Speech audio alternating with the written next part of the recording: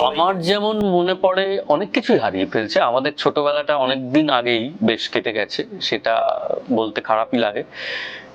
কিন্তু আমি যেটা সবচাইতে বেশি অভাব বোধ করি সেটা হচ্ছে পুজোয় যে গান বেরোতো একদম এবং প্যান্ডেলে প্যান্ডেলে সে গান বাজতো, সেটা রাহুল দেব বর্মন, আশা ভোঁসলেও হতে পারে, সেটা অজয় চক্রবর্তীর রাগাশ্রয়ী গানের সংকলনও হতে পারে, সেটা কোনো ফিল্মের গানও হতে পারে। কিন্তু পুজোয় ক্যাসেট বেরোনোর একটা চল ছিল এবং আমরা সারা বছর তাকিয়ে থাকতাম যে পুজোয় কার কি ক্যাসেট বেরোচ্ছে, সেটা কেনা হচ্ছে। ফলে পুজোর যেটা মাহল যাকে বলে, এই প্যান্ডেল থেকে কিশোর কুমারের গলা ভেসে আসছে, ওই প্যান্ডেল থেকে আশা ভোঁসলের গলা ভেসে আসছে, সব নতুন গান, এবং সেগুলো ইতিহাসের অংশ হয়ে যাচ্ছে আস্তে আস্তে। আজ সেই গানগুলো কিংবদন্তি, আমরা সেগুলো বেরোতে দেখেছি। এইটার বড় অভাব আজকে বোধ করি।